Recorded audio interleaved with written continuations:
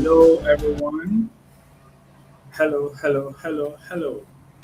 Welcome, welcome, welcome, welcome. Are we excited? Are we excited? Can I get a comment? Can I see a comment if you're excited to be a part of this? Just drop in the comments your name, where you're connecting from. It will be exciting to get to know ourselves and where we're connecting from. It's going to be an amazing time tonight. I am so sure. I'm very certain that it's going to be an amazing time tonight. So very quickly, I want to see how many of us are live with me. How many of us are connected already? Where you're connecting from? Awesome. We have Esther and we have Lovett from Lagos. That's amazing. That's so awesome. All right. I wouldn't want to take too much of our time. Really, I want to try and keep this in within 1 hour. Right. I want to try and keep this within 60 minutes.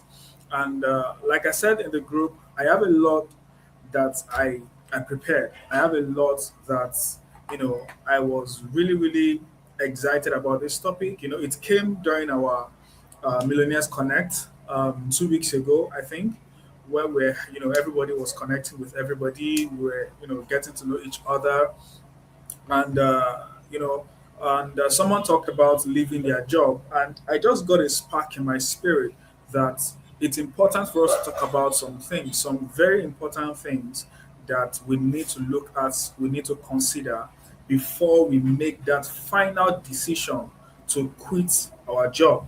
And that is why today we are looking at the interesting topic: before you quit your job, before you quit your job, before you quit your job. And it's going to be very interesting, really interesting, because I did a couple of research.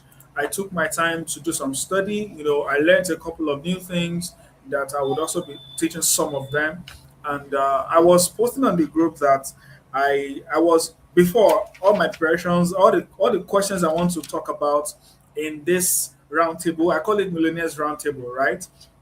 All the things, all the points I want to discuss in this roundtable, they are just like 1, 2, 3, 4, 5, 6, 7, 8, about 8 questions that I wanted to answer. I wrote down 8 questions that I want to answer on this meeting, in this session.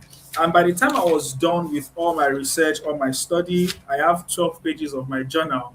Because as I was doing those research, as I was doing those study, preparing for this session, I was getting excited. It was really exciting. I was getting caught up in the new knowledge I was getting, the new insights I was getting. And as I was doing all of those study, those research, I kept getting inspiration from God. Ideas kept flowing, revelations, insight. It was really exciting. And that's why I am excited to be on this session, in this roundtable for this month. And trust me, we are going to try as much as possible to keep this roundtable once every month. I desire strongly that next month will be a physical session where I'll be able to, map some things out on the whiteboard. I have a graph I wish I could show us in this session, so I try to use AI to generate the graph. When I get to that session, if I am able to get to that session, I will definitely share the graph with us. And I somehow knew that I may not be able to cover everything that I have prepared for this month. And so I am currently actively working on turning everything, every single thing I researched on, every single thing I have meditated on, studied on, I have broken them down to the simplest form into an ebook. So I am still working on the ebook. When God permits me to release the ebook, I'll release it. I don't know the modality, whether it's going to be free or paid. I don't know yet. But when it's time for me to release the ebook, if I get a go ahead in my spirit at the end of this call tonight, I will go ahead and share it, let you know how we're going to get it, if it is free or not. But I have made everything out into an ebook.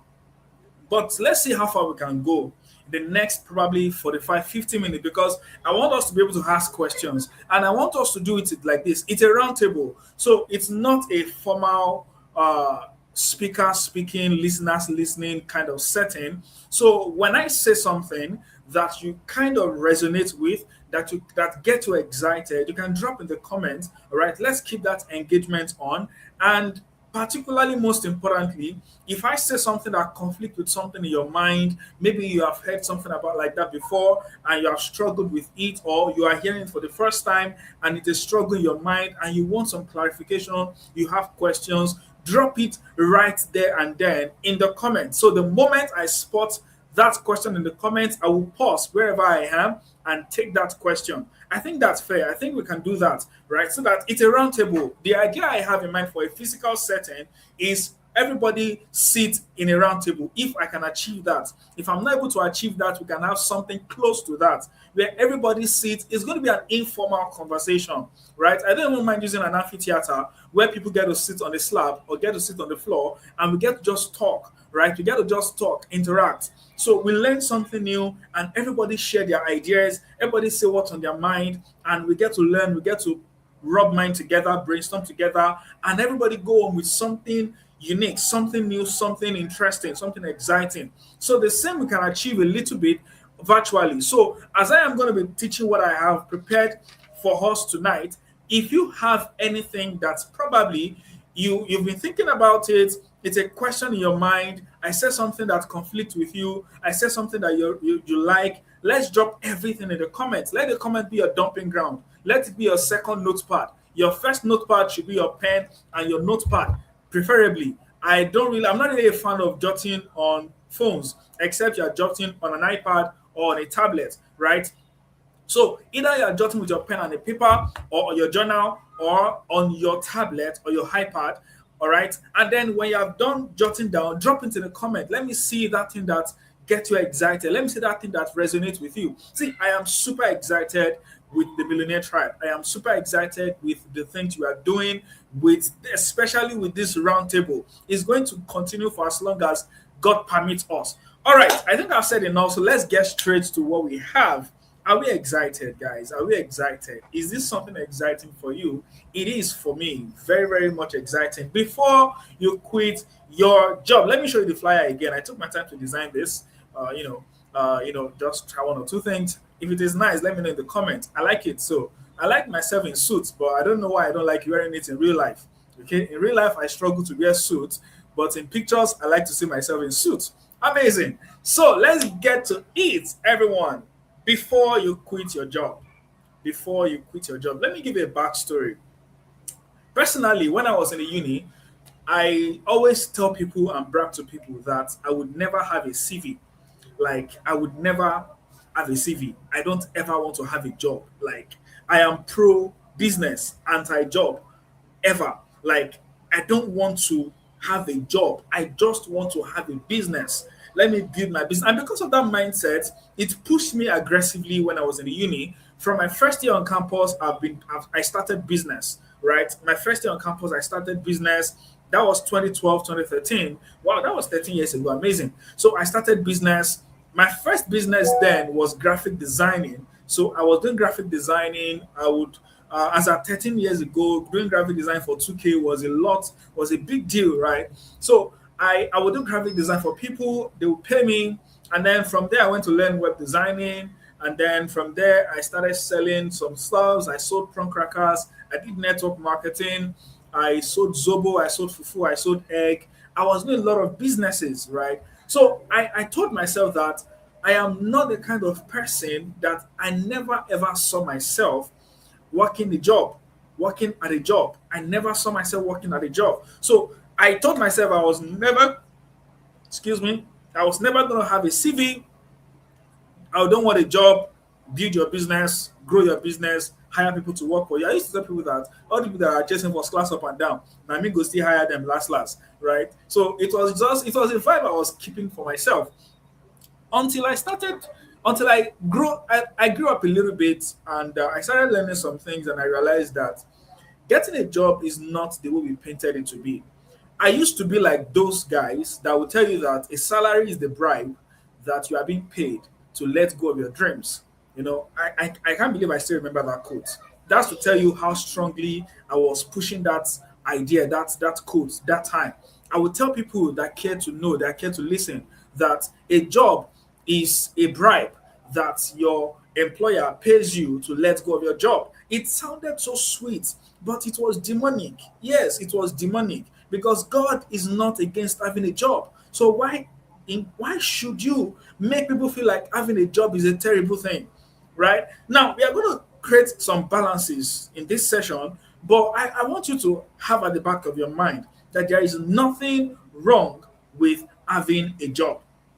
There is nothing wrong with having a job. So I divided this session, like I said, I wrote down about 7, 8 questions. So let me read out the questions for you that I will try as much as possible to answer. And if you have questions, additional questions, drop it in the comments and I will take it as well. So the first question I want to ask and answer this session is, why do people have jobs? Why exactly do people have jobs? Why? What exactly? Why do people have jobs? Number two, how did you get the job? How did you get a job? Maybe if you look at these things, you would see it in a new light. You will learn something new and you would embrace that job. You would have a better insight, a different perspective to having a job. How did you get the job? What are the key benefits of having a job? What are the key benefits of having a job? Should you start a business at all? Not everybody should start a business. We often confuse investing with business. I think I want to jump a little bit just to state that, make that difference. We often confuse investing with running a business. They are not outrightly the same. The difference is this: I can decide that I don't have the tenacity to build a business from the scratch. I don't have the tenacity to create systems, to hire people, to sell something, right? But I can sit down and study data. I can sit down and study trends. So I can decide that I want to buy stocks.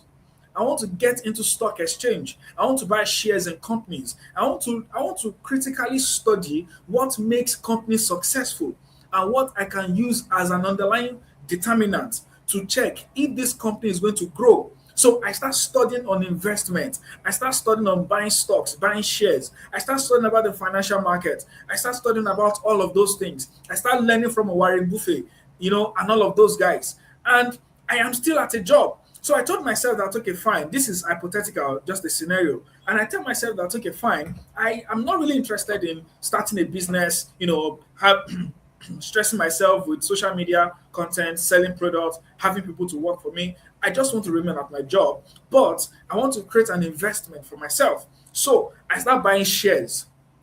So when I collect my salary at the end of the month, I have a percentage of my salary that goes into stocks that I use to buy shares. So I do that every month. I do that every month consistently. 4 months, 6 months, 7 months, 9 months, 10 months, 1 year, 2 years, 3 years. I am consistently buying shares. So maybe after 10 years, I allow my shares to accumulate, not just accumulating, part of you studying stocks is to know when to buy and when to sell. So you buy at a certain amount, you sell a portion of what you have bought, you have your capital gain, you get your dividend, and then you reinvest your capital gain to buy another set of shares. So you can have shares in multiple companies.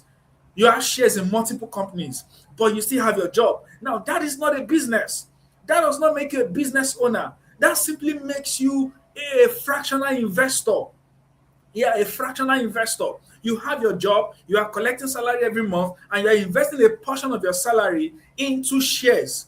If a startup is looking to raise funds and you have the privilege to invest directly, you invest your money. Now you're not concerning yourself with the decision making of that business. You are not concerning yourself with the day-to-day operations. Your own is that I believe in this person building this business, or I believe in what this company is doing. So I invest a portion of my income into that business for a certain capital gain and a certain dividend coming in at a certain period of time.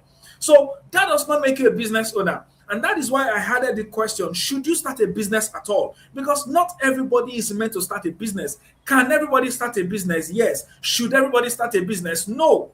You have to understand your personality, know yourself, and know that I may not do so well in running a business.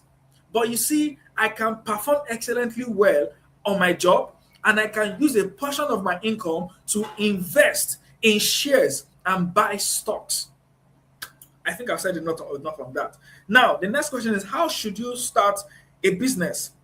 And how do you run your job with your business? And lastly, when should you quit your job?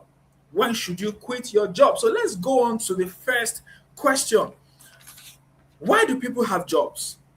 Why do people have jobs? So I did a study and I discovered that there are three major reasons why people have jobs. But before I talk about those three, I want to talk about the Maslow's hierarchy of needs. The first time I heard about this Maslow hierarchy of needs was my business coach. All right, my business coach, I was having a conversation with him over the phone, and he said something. We were talking about, I think that was a time of my life where I was struggling between getting a job and running a business. I've been running business since 2014. Yes, I've been running business since 2013 actually. 2013. I've been running business since 2013. That's 13 years running business. And there were certain times in those period of 13 years that I was making a lot of money, tons of money, especially as an undergraduate, that I never saw the need. That was why I was anti-job and pro-business. I saw how much money I was making as a small business owner, an undergraduate that is studying in Nigeria. And so I said to myself that if I could make this amount of money as a student, when I finished 2019, during the lockdown, I was making a lot of money during the lockdown. And on the average, every week I was making about 70 to 100K every week. I didn't say every month, I said every week. I was making about 70 to 100K from my business. So I figured that there's no point having a job if I could make this every month. So if I could be making this every month, so why should I bother myself getting a job? Why should I bother myself waking up early, resume at a place, and say yes sir to somebody or yes ma'am to somebody, and go back home tired and exhausted, and wait to the end of the month before I get my pay, when I could create a business and make my money every day, make my money every week, and make more money than people that are collecting salary are making, right? So and then there was now another stage in that period of 13 years where things were very, very tight. Things were super, super tight. I was barely making money, barely making any money. As a matter of fact, I even ran into some serious debt. I ran into some serious debt. And it was all overwhelming. It was all frustrating. So I was having a conversation with my business coach one time, and he said that I should go and study on Maslow's hierarchy of needs. And he started explaining. He said there are 5 levels in the Maslow hierarchy of needs. The first level is what we call the physiological needs. Now, the physiological needs talk about your survival. Everybody that is existing on planet Earth is driven by this hierarchy of needs. Go and check it, go and study it. Every single person, from the lowest person in the society to the highest person in the society, we are all driven by the hierarchy of needs. So the first level on this pyramid, the hierarchy of needs, is the physiological needs. Physiological needs. So physiological needs talks about your need for survival. Everybody wants to survive. Everybody wants to be sure that they have food to eat, they have shelter over their head, and they have clothes to wear. Survival. So everybody is looking to survive, and that is the first level. You will notice that the moment you graduate and the moment anybody that is sending you stipend stops sending you stipend, you're a part of your mind, there is an instinct that kicks in that start looking for how to survive, how to make sure that things go on, how to make sure that you have food to eat tomorrow, how to make sure that you have clothes to wear, how to make sure that you have a place to sleep. So you are looking for money to pay your rent, you are looking for money for feeding, and you are looking for money to cover your nakedness, to buy clothes for yourself. Right. At that level, you are not thinking about beauty. You are not thinking about aesthetics. You are not thinking about, the kind of place you sleep, the kind of place you are paying for rent. You are not even, you don't even mind staying with your parents, right? You don't mind staying with a friend. You don't mind sharing room with a colleague, with a friend, all right, just to survive. You don't even need to eat chicken. You just need some food, basic food enough. You are not stressing yourself with buying chicken. You're not stressing yourself buying goat meat. You're not stressing yourself buying exotic food. You just need the basic food to survive. You don't care about wearing the latest designer. You only care about how do I make sure I have enough to buy a clothes so that I will not walk around naked. Survival. That's the first hierarchy. The second one is the safety needs. the safety part. So you are looking for protection. Now you are surviving. You got an apartment in a place that is not secure, but the rent is cheap, the rent is affordable. You are paying 50,000 naira per year, but there is no security. There is no, everywhere is dirty, everywhere is smelling. You can easily get infection. All right, you can buy food from the next person, even if the person is selling food by the gutter. You can buy food because that is what you can afford, right? You can sleep anywhere because that is what you can afford. Now, then when you get to the next level, you are not looking for security. You are looking for protection. How do I protect myself from infection? Right? How do I stop buying bend down select? Because I don't know if the place they got this bend down select from they are not people that have infections. You start thinking of those things. How do I upgrade my lifestyle a little bit from just surviving to having some level of security? Now you are considering getting an apartment in a secure neighborhood, and that means you need to save money for higher rent. But now that you have some level of income, you can go beyond survival. You can go on to security, protection. And then when you have sorted security, you have sorted protection, you are moving to the next level, and that is love and belongingness. This is when you start thinking of romance. This is when you start thinking of friendship. This is when you start thinking of going out with friends. This is when you start thinking of, having a babe, getting married or settling down. All right. This is when you start having circle of friends, people you can talk, you can gist with, people you can go out with, people you can build rapport together. You can share things in common, right? So that's the next level. And after that, we look at the esteem needs. So this is when you're looking for respect. You want people to start respecting you in the society. You have come from the ground. You are now at a stage in your life where you are doing well for yourself. So you are looking for people. You are expecting that people start respecting you, right? You have a certain level of income. You have a certain social status. You need people to start respecting you, both male and female. And that's why, as a lady, when you get to a certain stage, men that are below you on the hierarchy, they cannot talk to you because you are above them on the hierarchy. So if somebody is still at the survival level, at the bottom of the pyramid, that's the survival, and you are closer to the top, you already have esteem, you have that social status, all right? You have that sense of security. Somebody at the survival stage cannot talk to you anyhow because you are above them on the hierarchy. All right, you are above them on the hierarchy. And the final point of the hierarchy is what we call self-actualization. That is where you are looking for fulfillment. You are not just doing things for the sake of money. You are doing them for the sake of fulfillment. You want to go back to bed every night feeling fulfilled. You want to close the month, close the quarter, close the year, feeling fulfilled. So that's self-actualization. And you see, if you understand this pyramid, you realize that we don't get to looking for fulfillment if you have not gotten survival. It is only people that have survived that can be thinking about fulfillment. So, like my mentor said one time, my spiritual father said one time, he said, people that are hungry cannot think about feeding others. Understand it. If you are hungry, you cannot think about feeding other people. You are hungry, so you are thinking about feeding yourself first. It is when you are fed that you can now think about feeding others. Now, recently, this hierarchy of needs was upgraded. It is no longer 5, it is now 8. So we now have cognitive needs. Cognitive needs is your desire to learn more.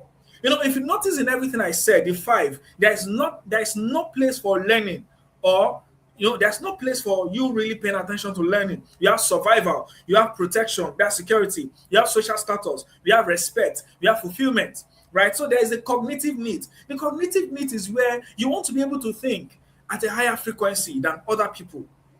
We start talking about being a deep thinker. You want to be able to assess matters beyond the face value. You want to look at situations, look at events, and look beneath the surface.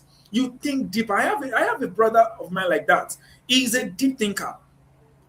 Ask him a question. He will take his time to answer because his mind is processing multiple perspectives. His mind is like scanning all through the different multiverse that is existing in the entire whatever the alternate universes in the entire multiverse. That's if you're a Marvel MCU fan. I'm an MCU fan, so I use those kind of things. So you start thinking of, you start looking at, I want to learn more, I want to know more. I feel like I can know more than I know now. I want to go to bed every night with something new that I have learned, right? So that's cognitive needs. And then we have the aesthetic needs. Aesthetic needs is where you are concerned about your look. You are concerned about your personal branding. You are concerned about how people, what comes to the mind of people when they look at you. You are concerned about how you look, how you what you wear. You want to have a pattern of outfit that people will know you for, right? And that thing, if you talk about, if you see some particular outfit, you will know that, oh, this is Apostle Hiren's style of clothing. You look at another one, that this is Bishop Oyedepo's style of clothing. That is you getting to the aesthetic needs. You are concerned about beauty. And the final one, which is now the highest on the hierarchy, is what we call transcendence. Transcendence is you creating a legacy. Transcendence is you have gotten to a point where you are now transferring yourself into other people. You are pouring what you know into others. You are sharing what you know with others. You are no longer actively working for whatever it is. You are already fulfilled.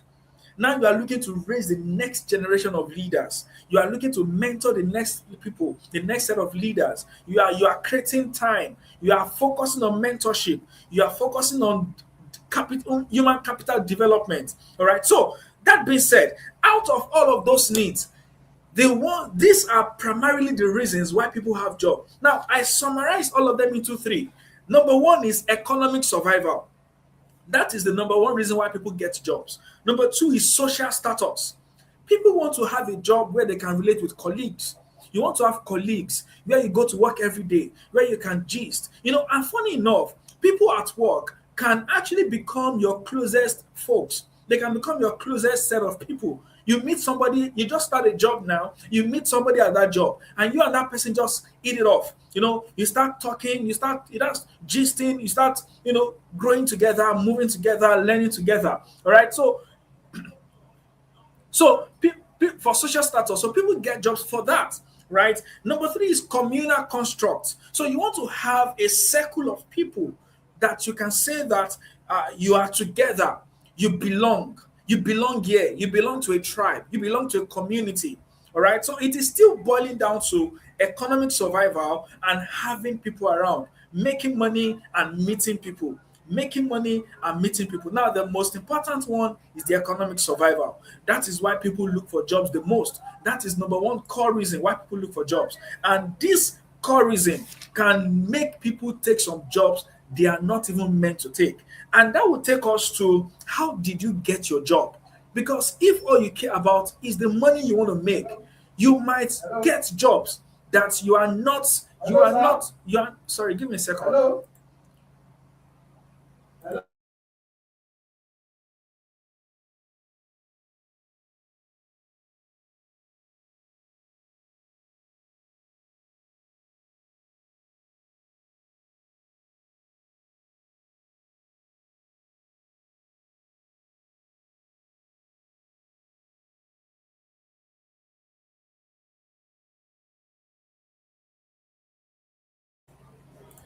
All right, I'm so sorry about that.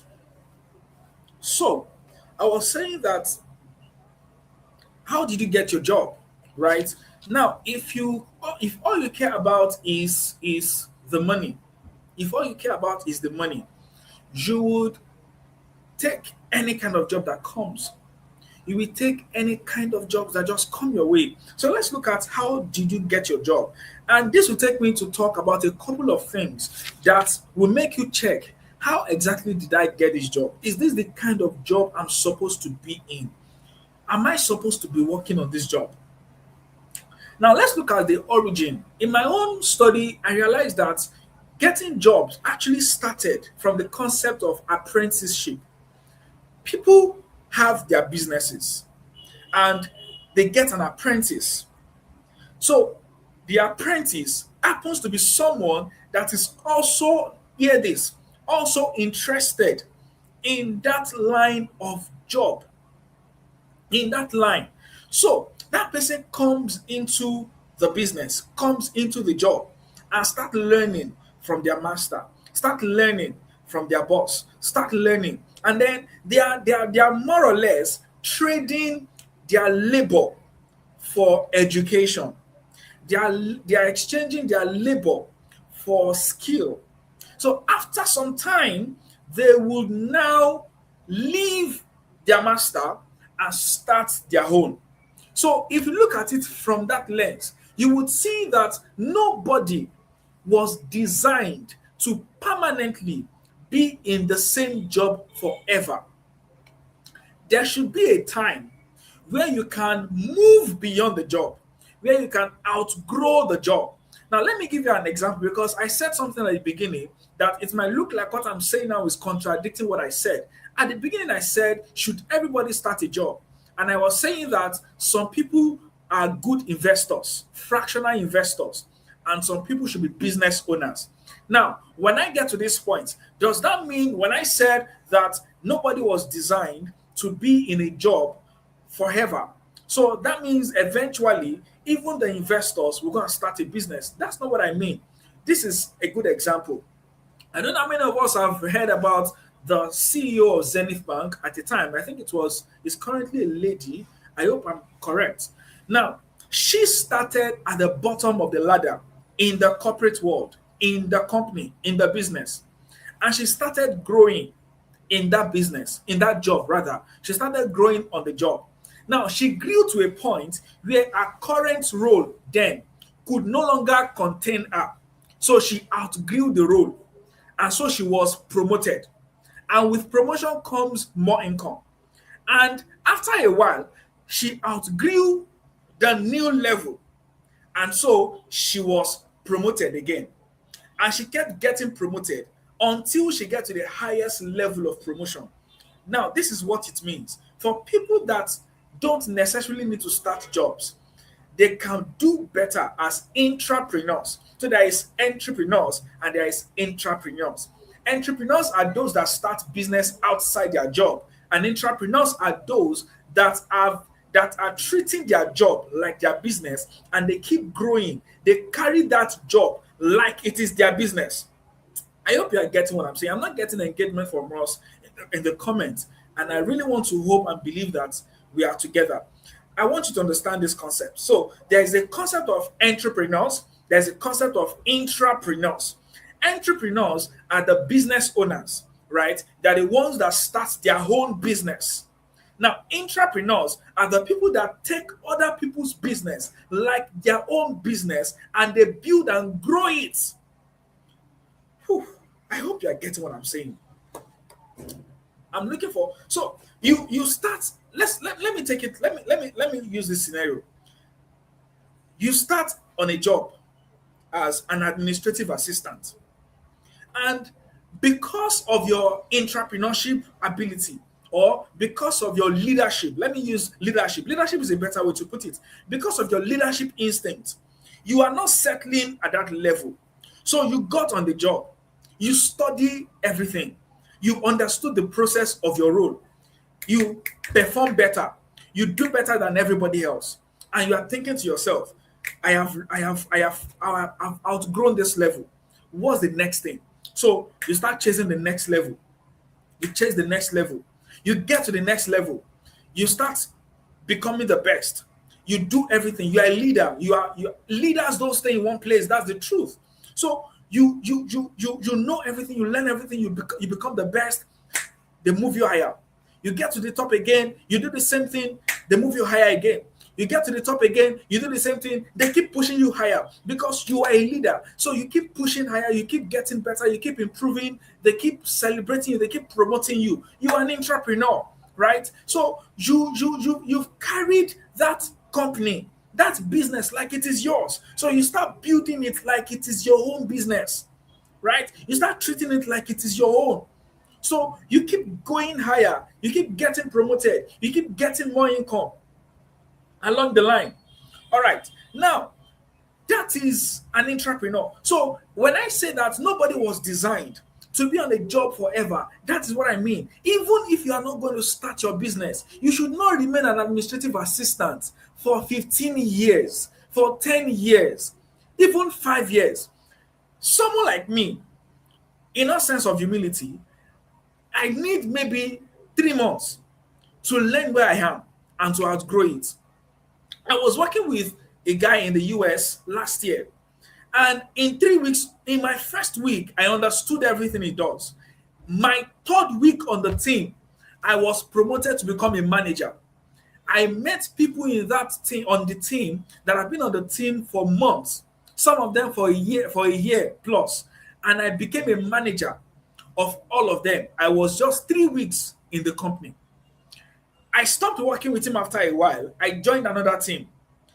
In that new team, all it took was another 1 month for the CEO to have a call with me and tell me that he would like to partner with me eventually, and we start doing things together. See, you shouldn't be on the same level. You are a leader. You cannot become a millionaire if you don't know that you are first of all a leader. And leadership starts by leading yourself before you talk about leading others. So you lead yourself, and leading yourself means that you cannot be on the same spot. You look at what is the next thing I need to get on, what is the next level I need to be, the next knowledge I need to acquire, the next skill I need to get. And don't just go crazy with what we call analysis paralysis. Don't just learn everything and study everything. Look at what is relevant on your journey. Everybody have a journey. I'm going to get there. We have a journey. Now, your job does not necessarily mean that journey, your job is your journey. Your job can be a means to an end, but you must understand your holistic journey. It is wrong of me to go and apply for jobs as a software engineer. It is wrong of me at this my current stage to say I want to go and acquire skills in software development. My journey has nothing to do with software development. My journey has nothing. If I ever need software developers, I will simply hire the people whose journey are along that line.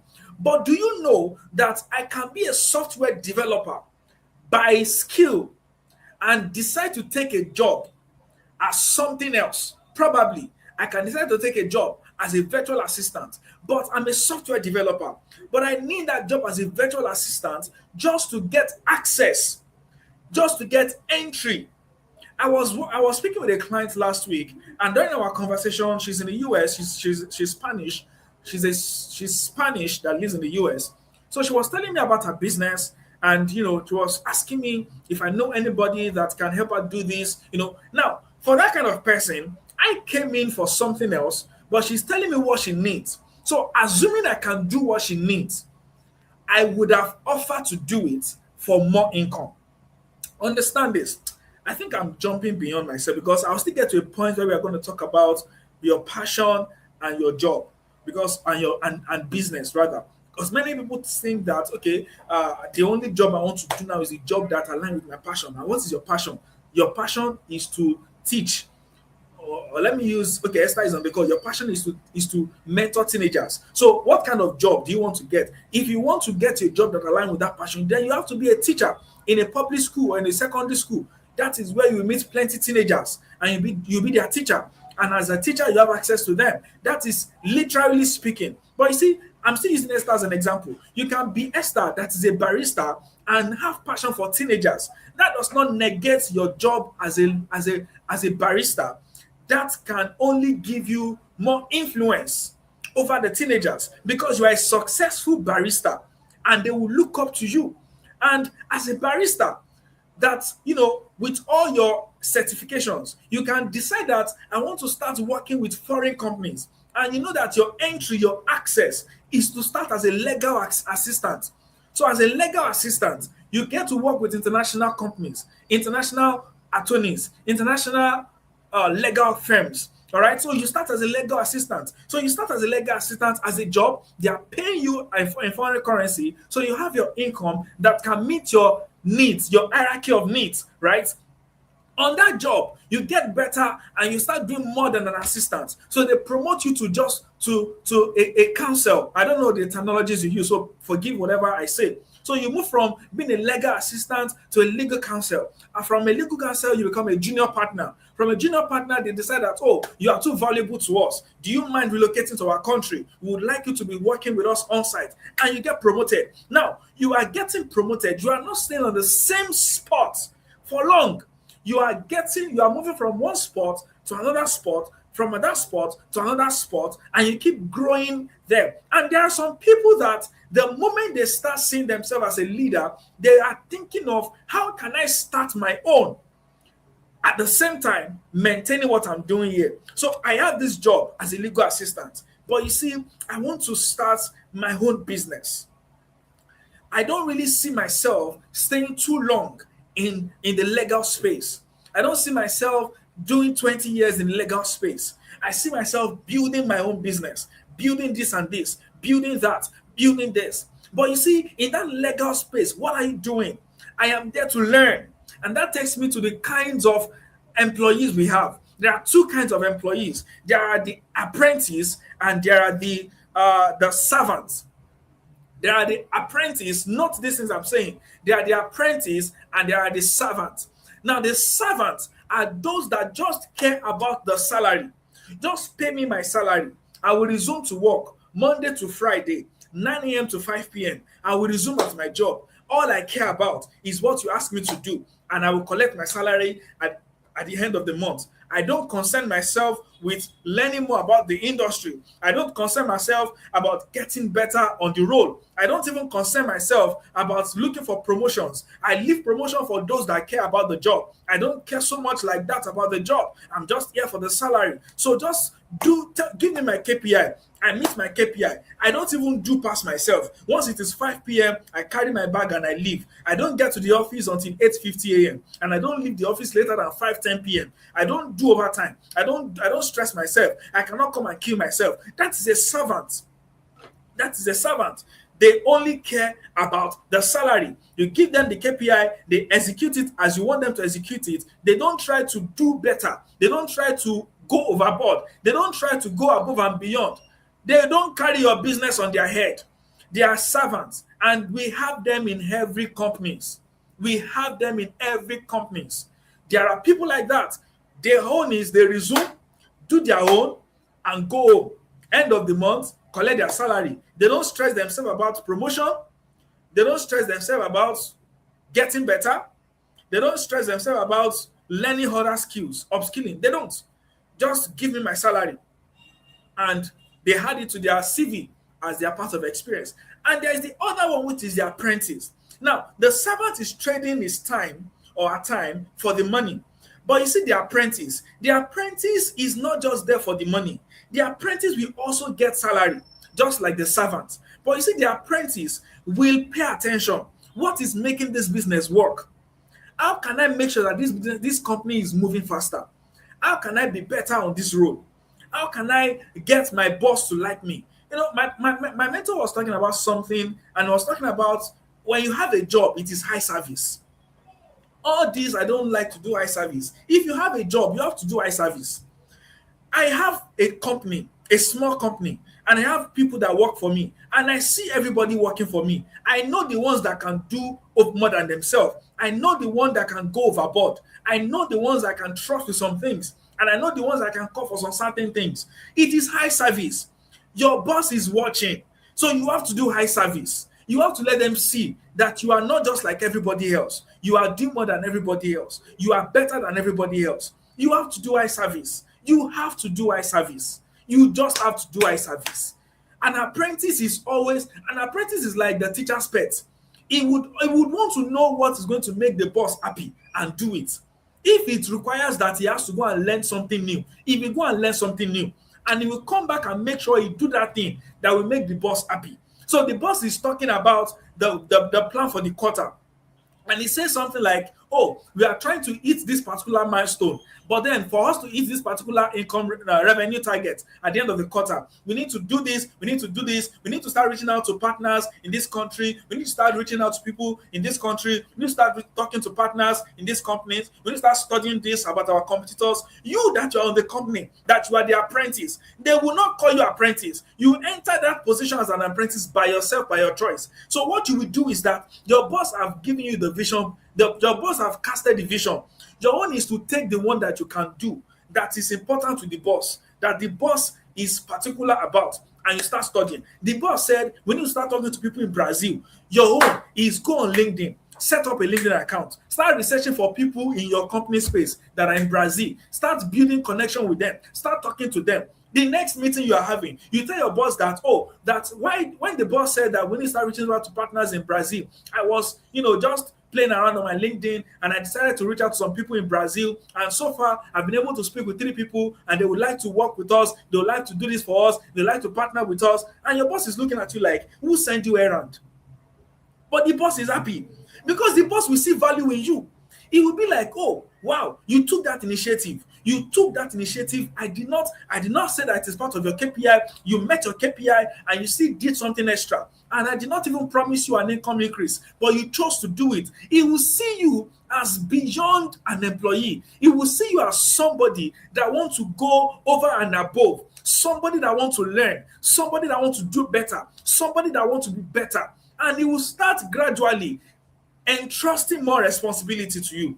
Before you know it, it will make you his executive assistant. Before you know it, when he wants to go to travel to places, it is you he takes along. When he wants to write contract, it is you he has to draft it. When you want to write proposal, it is you he has to write it. What are you doing? You are learning inside information. You are beginning to see the trade secrets.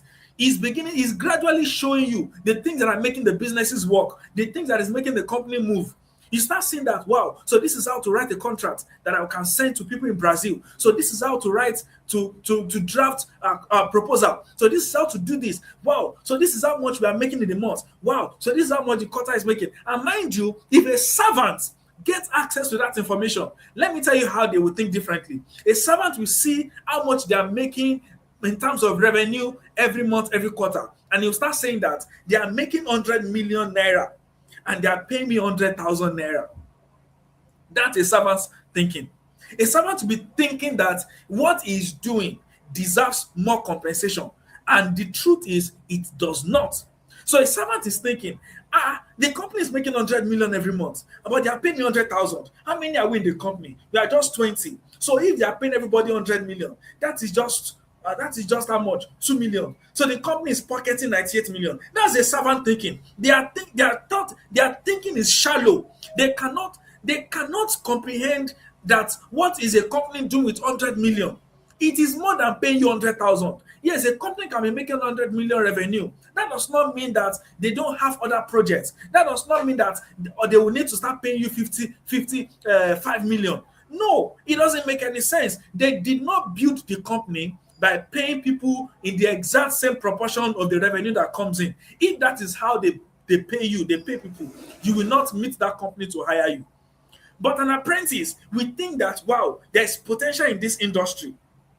There's potential in this industry. How do I tap into this? How do I develop myself to a point where I can also be generating this? Now, there are 2 ways to it. The first way is that you now, as a person working for that company, you start looking at how you can invest in that company. You start buying equity in your own company. That is what some of these people do. When you hear that somebody rose from being the secretary of a bank to becoming the CEO of that bank, go and check it. She has been buying equity of the bank, probably ever since she has started working in that company. And mind you, how many people, you will see it is in Nigeria, you will see people working in First Bank using Zenith Bank for receiving payments. You are working in Zenith Bank, but your account is GT Bank. So it doesn't really communicate loyalty, right? It doesn't really communicate loyalty. And one of the core value of an apprentice is loyalty. You are working with Zenith Bank. Your entire account is Zenith.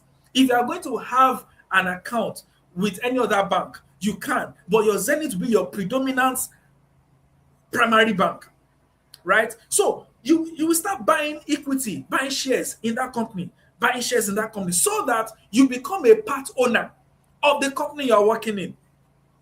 Let me say this, it doesn't happen in black and white, but what I'm giving you is a framework that I expect that you will go back to and pay attention to, meditate on it, and start thinking of how, where you are, you can reposition yourself. Probably you are the person that you are just working for the salary. It is not your fault. You are just at the, it's just the hierarchy of need you find yourself.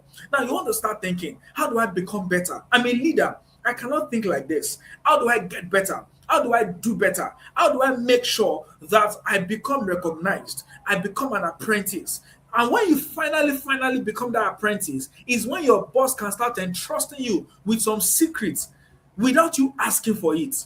He just starts randomly having conversations with you. He just starts telling you about things that the company is doing. He just starts exposing your mind to projects they are running. And that's when you will see that even though the company is making 100 million in revenue, we are still servicing debt of 5 billion naira. We made 100 million last quarter, but we are paying debt of 5 billion because we are building a project somewhere. We are running a project in 5 countries. And you are thinking to yourself, how is my boss sleeping at night? He is in debt of 5 billion. I owe OPay 100,000. I cannot sleep for 1 week. They are using call to chase me up and down. My boss is owing 5 billion, but he's sleeping at night. He's still flying to different countries. He's still running projects in multiple places. That is how you should think. You are thinking holistically. You are thinking in growth. You are not thinking like a servant. You are thinking like an apprentice. So how did you get the job? Did you get the job because you just need something to pay your bills, or you need something that can be a stepping stone to learn and to prove yourself that you're a leader? I think it's time I move on to the next question because our time is gone already, and I'm still on question number 2. Question number 3, what are the key benefits of having a job? I'm going to rush now and rush through the rest so that I can cover everything. The ebook contains everything. So just pray that I get a release in my spirit to drop the ebook. If you are going to be paying for it, it will be a token. If you're not going to be paying for it, I will let you know. I've not decided yet. So, what are the key benefits of having a job?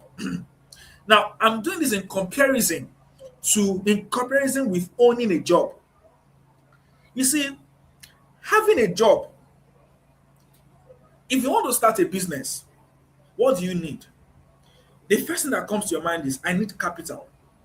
And we get it wrong most times. Because when we say we need capital, what we are saying is that we need money. But the truth is that money is not what you need to start a business. There are 3 kinds of capital I found out. And number 1 is financial capital, which is the lowest form of capital. Number 2 is intellectual capital. Number 3 is social capital. See, social capital is more important than financial capital. You know why? Your social capital can bring you financial capital.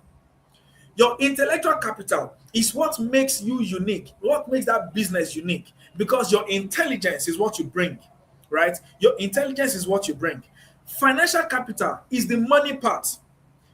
Social capital are the people, the network. And let me tell you something interesting. If you have a job, your job can give you the 3 capitals that I talked about. Your job can give you the 3 kinds of capital. Your job can give you the social capital you need to start your business. Your job can give you the intellectual capital you need to start your business. Your job can give you the financial capital to start your business. Let me break it down. Let's start with intellectual capital. When we say intellectual capital, we are talking about knowledge. We are talking about skill. We are talking about exposure, education. When you have a job and you are there and you have positioned yourself as an apprentice, you are doing personal research. Your boss has gotten to know you as a leader, someone they can trust. So they are exposing you to some knowledge as well, right? So that knowledge, you'll start seeing the potential. You start seeing that, wow, this is how this thing works. Wow, this is how people do it. Wow, so this is how people make these things work. You are building your intellectual capital.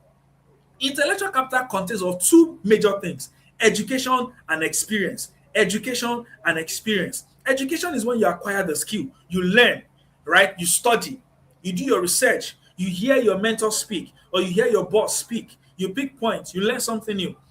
Now, that is education. Experience is now you are no longer just learning. You are no longer just hearing. You are engaged in it. You are doing it.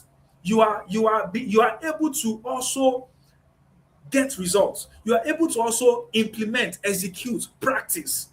So when you do what you have learned, it builds up in your intelligence. It builds up in your intellectual capital. So when you decide to start your business, you will remember what you have learned. You remember how things worked. And so it helps you to make decisions. It formulates your decision, your decisions. It helps you to make decisions. So that is intellectual capital. Your job can give you that. Secondly, we have social capital. Your job, because you are positioned as an apprentice and your boss has seen you as a leader, he start taking you to events. Now, this may not, like I said at the beginning, disclaimer, this may not work exactly as it is. So you have to pick what I'm saying and look at how it fits into your person, how it fits into your experience, how it fits into your life, right? So, social capital. Your boss can introduce you to people. The fact that you are even working in that place can open doors for you. I have someone that he worked at Wema Bank, their headquarters. And from that place, he got a connect to work at NNPC in Abuja. And that paid more.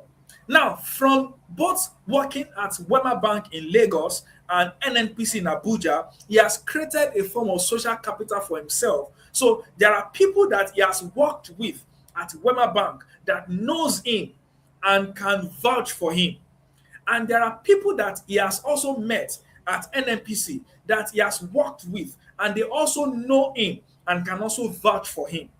So he has built social capital. So if he needs to start a business and is looking to raise money, he can tap into his social capital and get financial capital. And that's why I said the third one, which is financial capital, is the least because that is money. And worst case scenario, you can save up from your salary, from the salary from your job to start your business. I think I've said enough on that. Moving on. There's something I need to talk about. There is a statistics I saw and it blew my mind. What's that statistic? Something very simple, very exciting. I realized that college dropouts that all of us used to talk about, I was part of them. I have repented, but I was part of them. I was one of those that would say that Mark Zuckerberg was a dropout. Bill Gates was a dropout. So I can be a dropout and be a billionaire. But the day I realized that these guys dropped out of college but enrolled in the school of entrepreneurship, not literally, in the school of entrepreneurship, I changed my mind.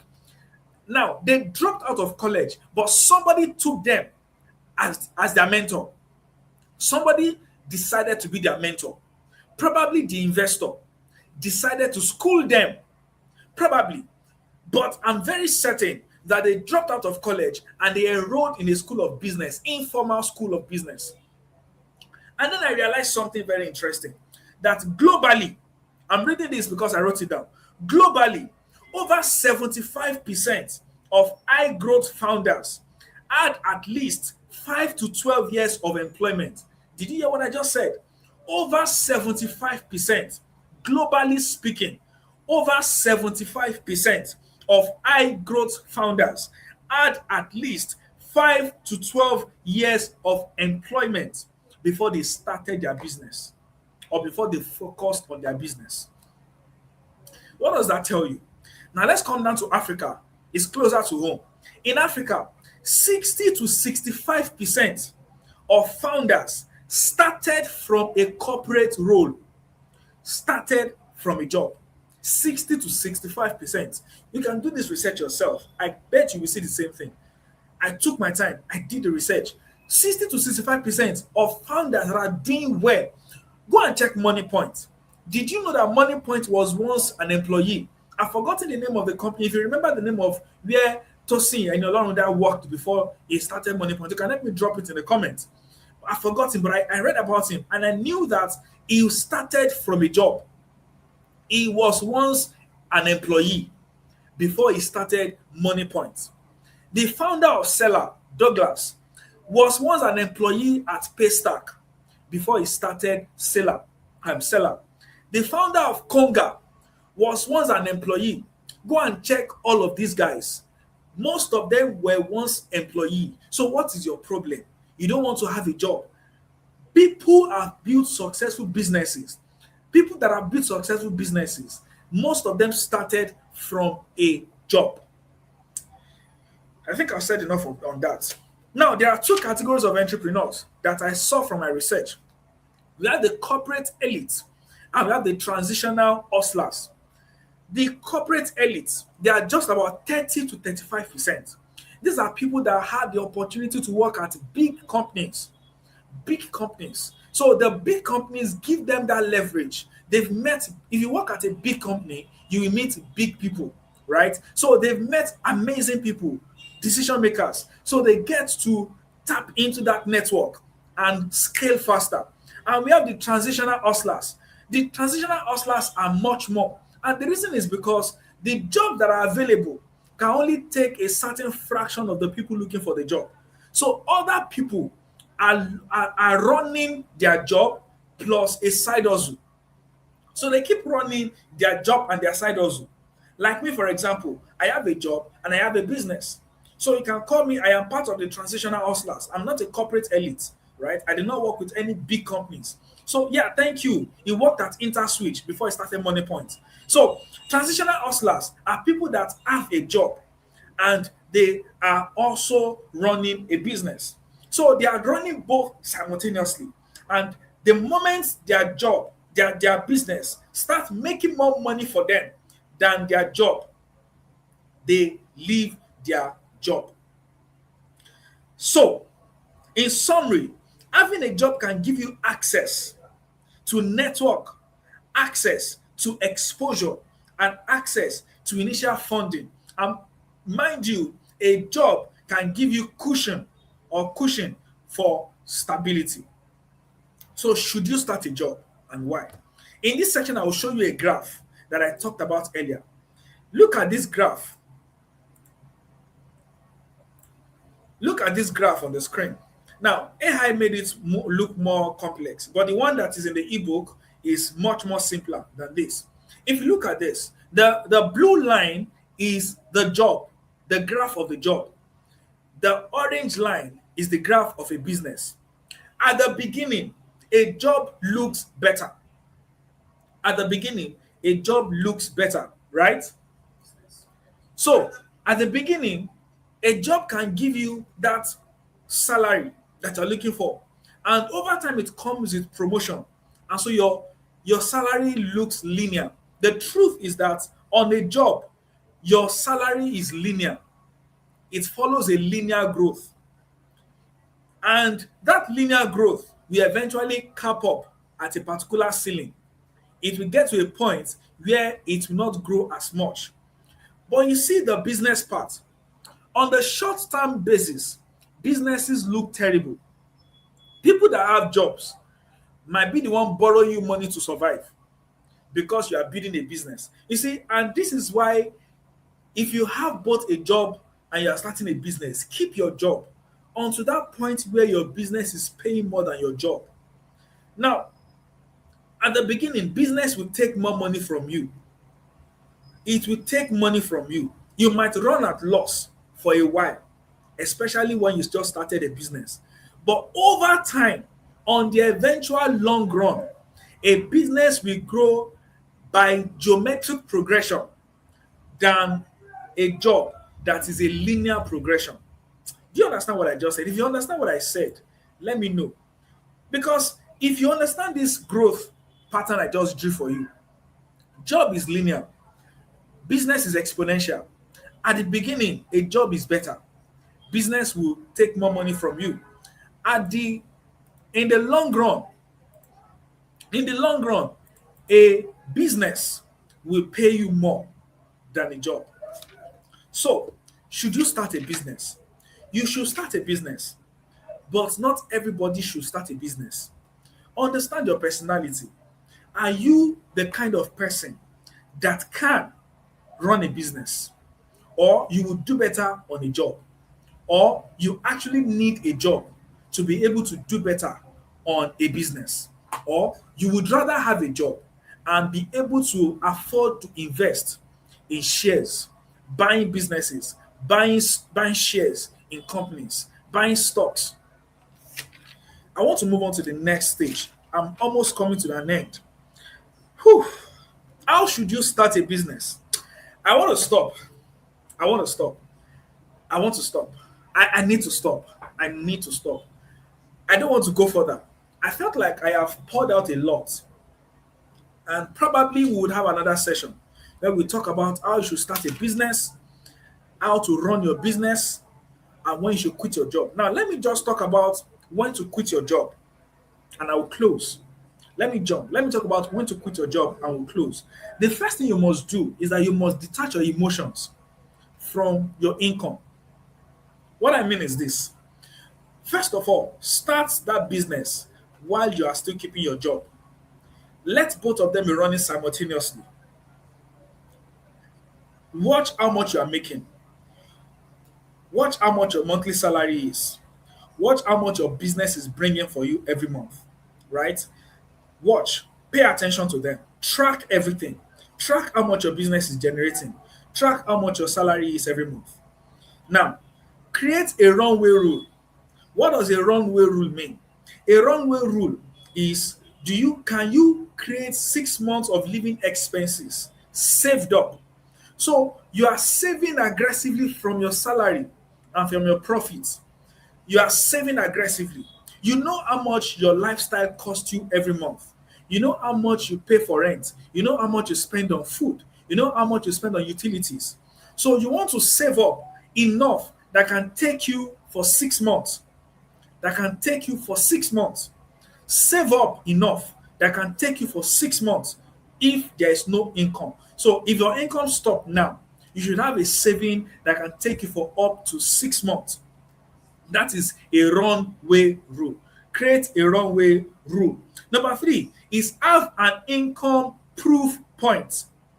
Have an income proof point. Now, income proof point means this.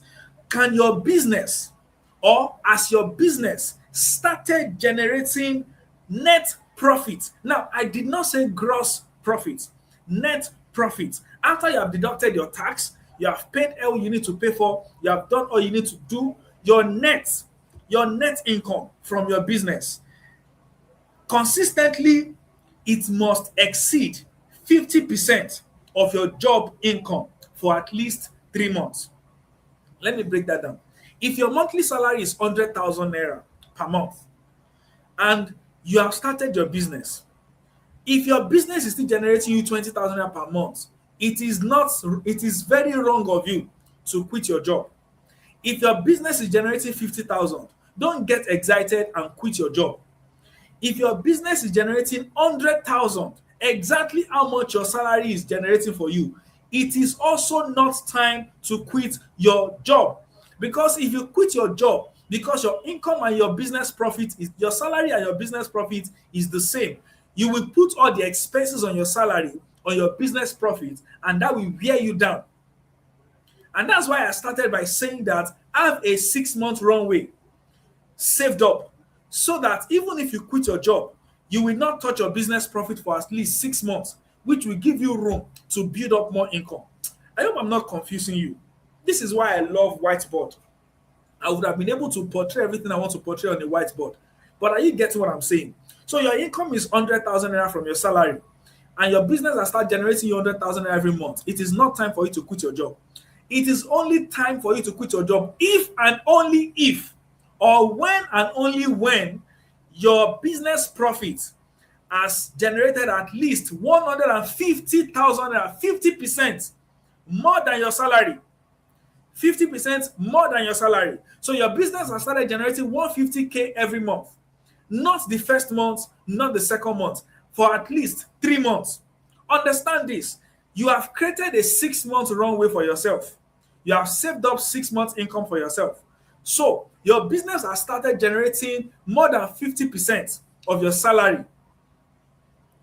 50% more than your salary, right? That's from 100,000, your business is now generating 150,000 naira for at least 3 months. consistently. Not that you do 150 this month, you do 100K next month. No, you won't quit your job.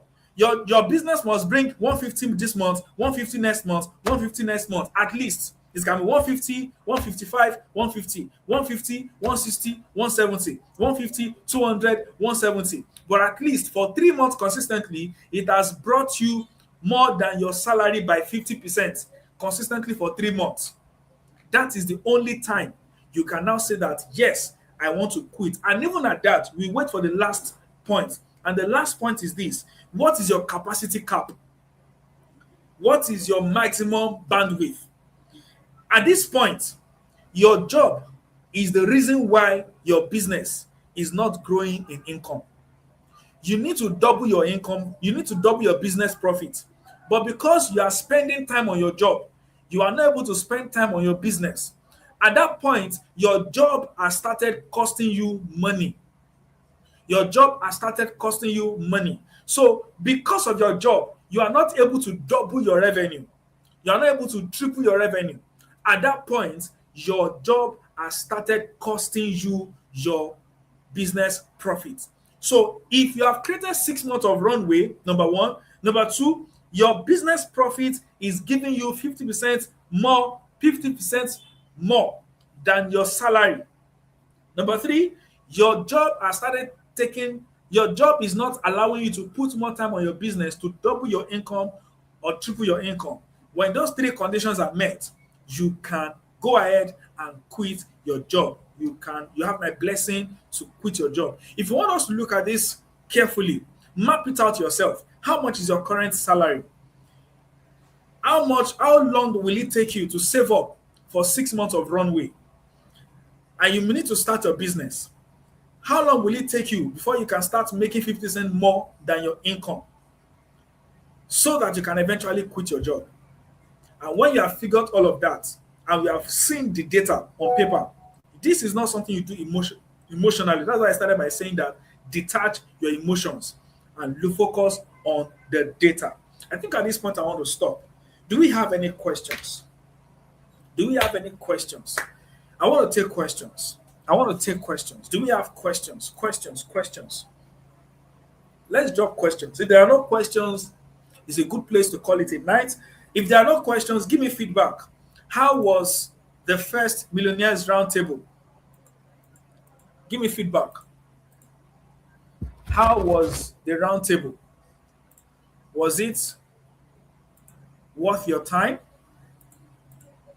Did it worth your time? Questions or give me feedback. How was it? How was it? How was it? How was it?